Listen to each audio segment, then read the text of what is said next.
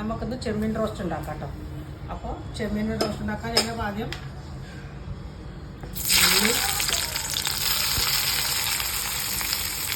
അല്പം വെളുത്തുള്ളി, പച്ചമുളക്, ഇഞ്ചി ഇതൊന്ന് വാടി വന്നിട്ട് നമുക്ക് തക്കാളി ഇട്ട് കൊടുക്കാം. ഞാനിതിൽ ഒന്ന് വാടി വന്നിട്ടുണ്ട്, നല്ല മഴക്കണ്ട. നമുക്ക് 2 സ്പൂൺ മുളക് പൊടി, അര സ്പൂണ് മഞ്ഞൾപ്പൊടി ചേർക്കും.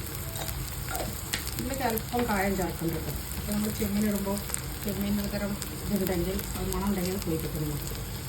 അപ്പോൾ നമ്മൾ മസാല തേച്ച് വെച്ചിട്ടുണ്ട് ചെമ്മീൻ. അപ്പോൾ ഈ ചെമ്മീൻ ഇതിട്ട് കൊടുത്തുകൂടെ ഇട്ടിട്ട് വഴക്കും. കൊടുത്തുകൂടെ നമ്മൾ തക്കാളി ചേർക്കണം. നല്ല വടിയാണ് മതി.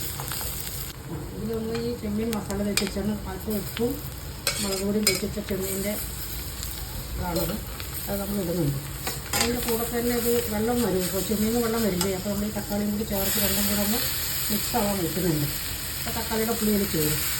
അത് കഴിഞ്ഞിട്ട് നമുക്ക് അടച്ച് വെച്ചതിന് ശേഷം ഉപ്പ് നോക്കിയിട്ട് വേണം ഇടാൻ. കാരണം ഞാൻ ചെമ്മീനിൽ ഉപ്പ് വരച്ച് വെച്ചിട്ടുണ്ട്.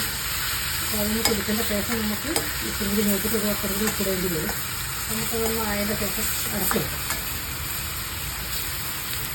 ശേഷം ഒന്ന് എടുക്കണം തക്കാളി ചെമ്മീൻ. നമുക്കത് തുറന്നു നോക്കാം കേട്ടോ. അത് വെള്ളം വരിയിട്ട് ലെവലായിട്ടുണ്ട്. ഭാഗത്ത് ആ തക്കാളി മസാലയൊക്കെ അതിലേക്ക് ചേർന്നിട്ടുണ്ട്.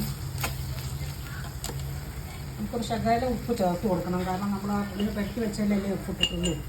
അപ്പോൾ അതിലേക്ക് നമുക്കിത്തിരി അല്പം ഉപ്പ് ചേർക്കാം.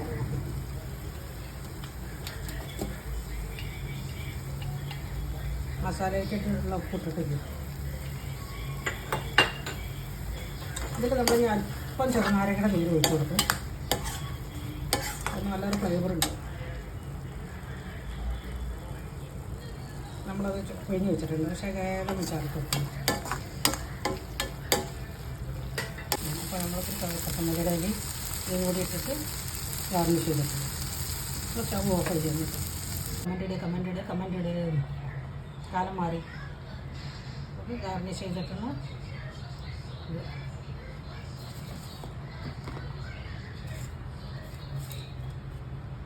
ആണ് നമ്മുടെ